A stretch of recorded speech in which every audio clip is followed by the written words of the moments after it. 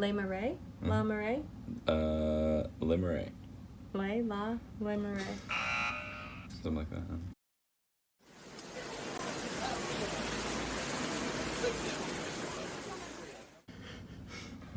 So when we were booking our trip to Paris, we looked around a bunch of different neighborhoods, and we ended up eventually settling on a neighborhood called Les Marais.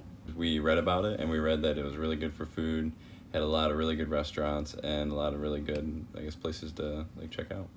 It did not disappoint.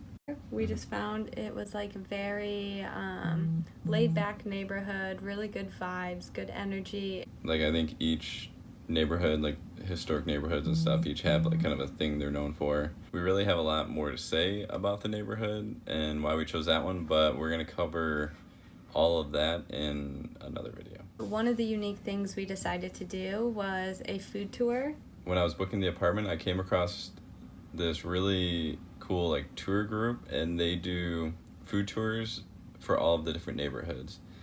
I found that they had a Le Marais food tour, and it covers like 7 or 8 places, and they just take you around that neighborhood and let you try a bunch of stuff. It's like a few hours long, and yeah, so we figured we'd check it out. So what was your favorite thing we had? Favorite food was a lobster roll. It was so delicious. It was about halfway through the tour. What about you? So that was tough. So I really like the desserts. I'm a big dessert person, but I think my favorite was the falafel. I think what was really good about theirs was the sauce. So the very first stop on our tour was a pastry shop, and they got us 2 different types of pastries, and they were called choquettes. In it, the first one was just plain, and you just popped it in your mouth. It had like crystallized sugar on top or something like that. And then the second one was pretty much identical to it, except they put a like custard cream in it. Kind of like I want to say Boston cream donut. That's kind of like it was like a donut with custard in it, but not like a donut. I was would much smaller. best describe it as like a flaky croissant with like a custard filling. I like the one with the custard obviously better. The one without the custard was kind of plain. Kind of plain. But I think the plain one would be really good with coffee. Oh, that's a good point. So the next place we went to after the pastry shop, it was right down the road, and it was a falafel place. And what was interesting is like in the little area, there was actually 3 or 4 falafel shops. There was one right in front of it, and then a couple next to it. For some reason, it was the only one with a line, and the line had maybe 40 people in it. Yeah, it was a long line. Despite like there being so many other falafel shops around. And I think one thing we've learned in all of our travels is that if there's a line, you wait. Yeah. And the beauty of this food tour, though, is we got to skip the line. And so our tour guide just went right up to the front, and she picked up our order.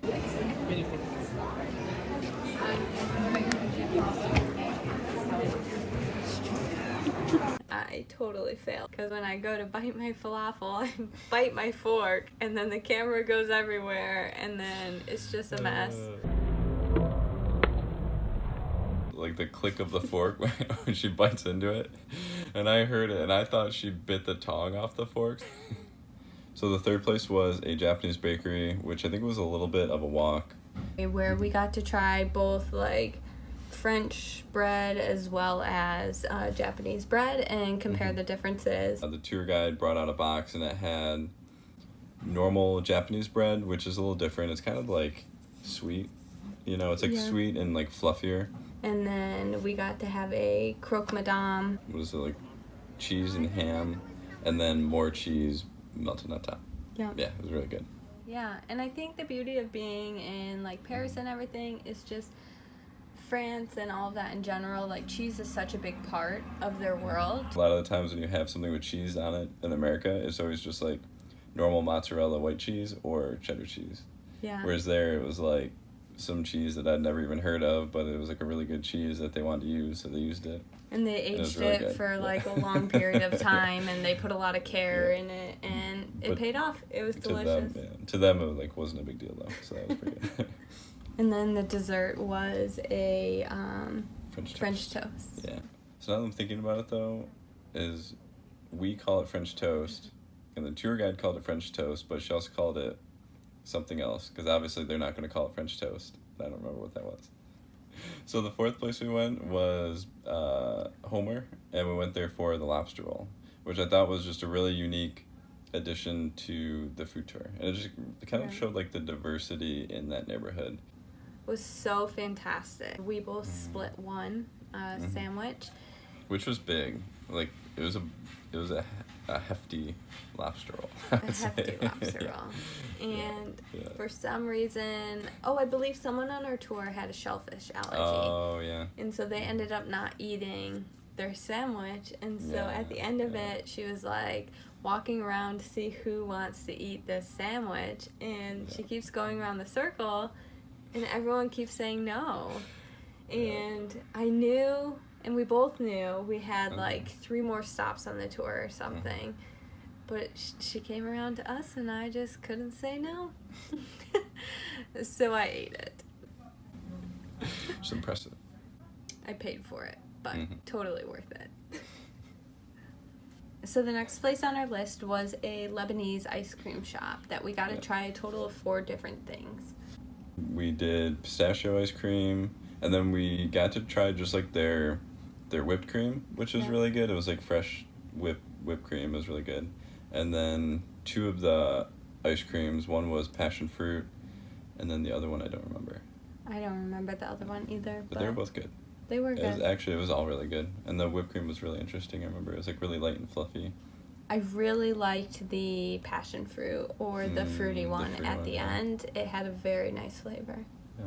So the 6th place we went was Stohrer, and it was a bakery, and it was supposed to be, I think, the oldest bakery in Paris for macarons. It's cool because not only did they have like all the really good bakery items, it's also in a really old building, and the actual like inside is really cool and historic. We had to go in and order in French for a macaron, which was probably my worst nightmare.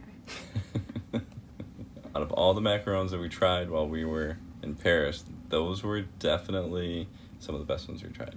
Absolutely. And they were like perfectly crisp on the outside and like fluffy, and then like the flavoring was really good. But like super soft when you bit into them. So after getting the macaron, we ended the tour at a place where we had a charcuterie spread. You go in and you order like a charcuterie board to go, so you can like take it out.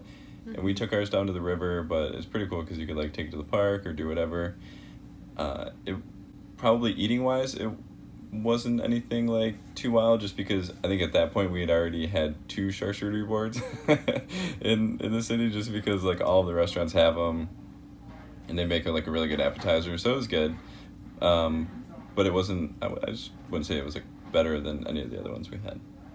They really did a wonderful job presenting all the different food and options within the board, and it was a fun way to end the tour, then finish off by finally eating that delicious macaron.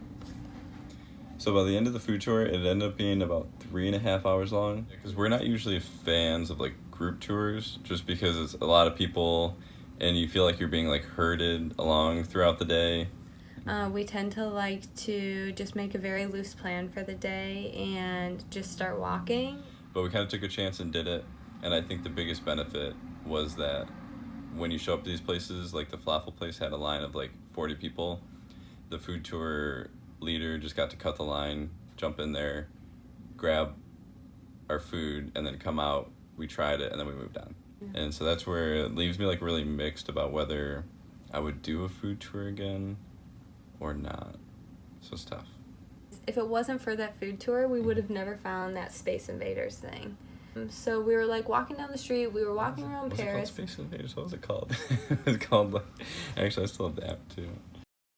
Flash Invaders. Flash Invaders. Flash Invaders. We kept seeing these little like mosaic tiles all over the sides of buildings, and they would be like characters or like things you would know, like Mario or just different characters from different video games. And then come to find out, like on this food tour, we're walking around and he happened to ask, like, those are so cool, do you know what they are? And like she stopped and she all of a sudden pulled out this app on her phone, and started telling us about something called flash invaders. Mm-hmm. They're posted all around the city. There's like thousands of them, Mm-hmm. and you take a picture of it, and it tells you if it is a real flash invader or not, and then it gives you points if it's a real one. Mm-hmm. And so then it's like this fun little game Mm-hmm. that you get to see all around the city. And